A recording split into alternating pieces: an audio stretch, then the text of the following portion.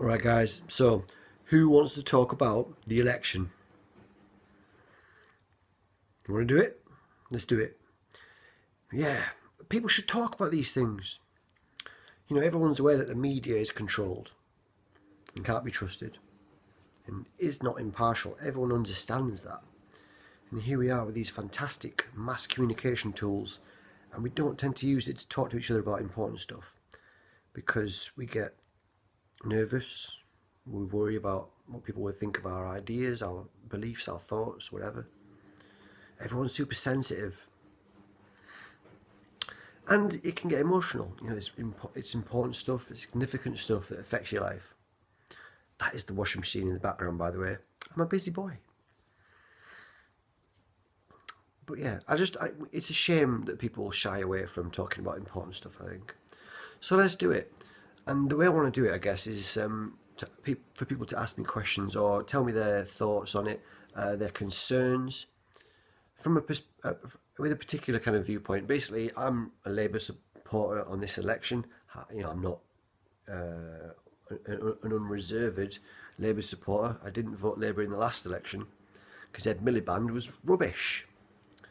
I voted Green in the last election, and but I'm voting Corbyn this time because the guy seems pretty damn genuine to me, and his track record is really good. If you check his voting record, it is spotless. It's brilliant. I'll link that in the low bar. And I think that's one good way of judging a candidate, is looking at their voting record and what have they supported, what have they put their name down on, what policies have they supported, what things have they been against. That's, I think, is the key way to analyse each candidate and who you should vote for. Do they fall in line? Have they voted in line with the things that you agree with in the past? So I'll link that in the low bar. And yeah, there's a website, if you don't already know, called How Did They Vote? What is it called? There's a website basically that allows you to look at MPs' voting records. Anyway, so I want to talk mainly to people that are kind of on the fence, or even people that disagree with me.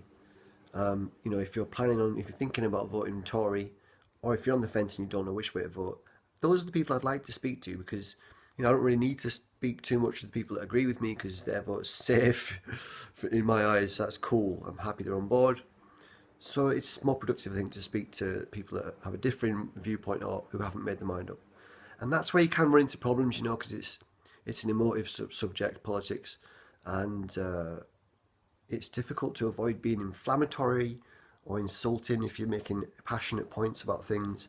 You have to try and make sure, obviously, to stick to critique of policy and be able to separate policy from people.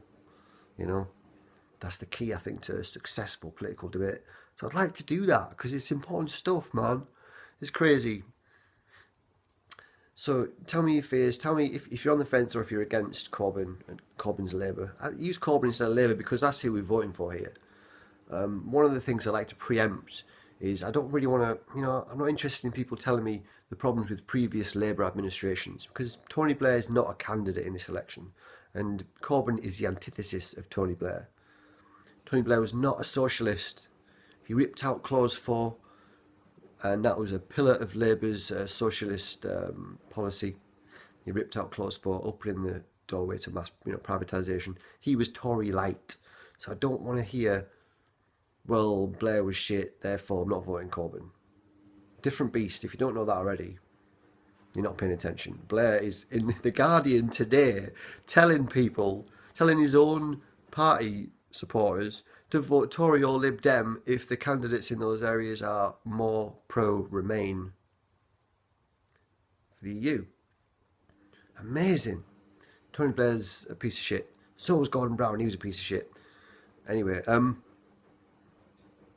yeah, the reason I want to do this is because it gets frustrating to see opinions formed on what can be demonstrated to be faulty reasoning.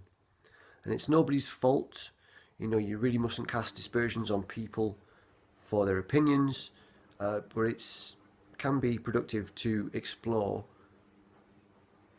the facts behind those issues. Are you making your mind up on something based on false information? That's pretty fucking important. And that's where there's room for productive conversation. You know, it's difficult to convince people or to change their mind, especially on something as significant as this. You know, people, we don't like to feel like we've been wrong in the past. You place a lot of time and effort into these type of thoughts, you know, a political allegiance. It gets ingrained within you like religion. And neurologically, it is harder to shift the thoughts that have been there for a long time. This is scientific fact. This is why indoctrination works. Get them while they're young. Implant those ideas early. They stay in there like the thick, early branches of a tree. What I'm getting at is it's hard to change people's minds. But I'd like to try and do that.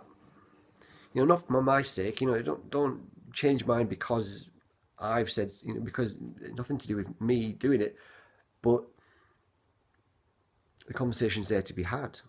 And it's good. I think we should. Yeah. I think there's quite a consensus that the media is full of shit. And yet they seem to be successful in warping people's views on things. And I'll just do one kind of issue as an example. Brexit. If you're pro-Brexit, pro-Leave, and you don't want to vote Corbyn because you think he's more pro-Remain than the Tories are, I would like to kind of suggest that that is not accurate.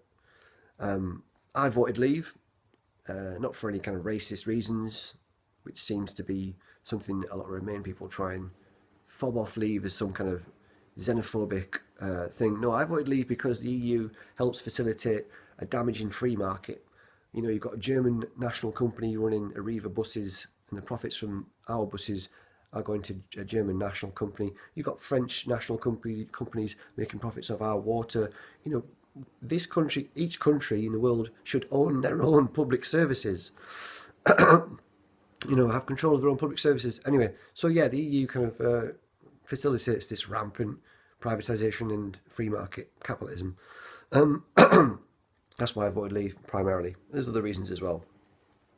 Anyway, Corbyn is actually more anti-EU than Theresa May. He's been on record as criticising the EU for decades. And Theresa May has been Remain all the way, because she's part of the establishment, and the EU was the big establishment in our area. Theresa May was a Remainer right up until the vote. Since the vote, she hasn't done or said a thing about Brexit. She spent 8 months saying Brexit is Brexit, and no deal is better than a bad deal. Empty bullshit rhetoric, not doing a single thing or saying a single thing about what she wants to actually do with Brexit, whereas Corbyn is, you know, being quite clear about what he wants to make of it. But he's been critical of the EU for decades. Of course, he led a Remain campaign because he respected his party's democratic decision to support Remain. But during that Remain campaign, he talked about reform, he talked about the problems with the EU, he talks about how it needs to change. Honest critique.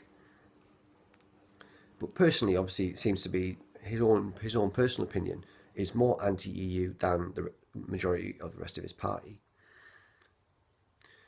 Theresa May also supported Remain campaign and hasn't been anywhere near as critical. I can't think of a single criticism or negative thing she's ever said about the EU. You know, I think Corbyn is more in line with your views if you are pro-Leave than Theresa May is. And he seems to have a clearer idea of what needs to happen to make Leave a success. So that's just one issue where I believe that people are misinformed. And there's a lot more to say about that particular issue, but I don't want this video to be too long. And that's just one example. What I want to do is people to tell me their concerns. You know, if you're on the fence, what is it that's making you doubt voting for Corbyn? If you're pro-Tory, again, what is it that makes you doubt? What are your priorities? What is it that makes you agree with Tories and not with Corbyn? And I'd like to try and explore those and maybe see if there's any room for kind of more accurate appraisals of the issues. I don't know. Is it worth doing? It's pretty freaking important. Let's do it. Why not? Shits and giggles. All right, guys. In a bit. Bye.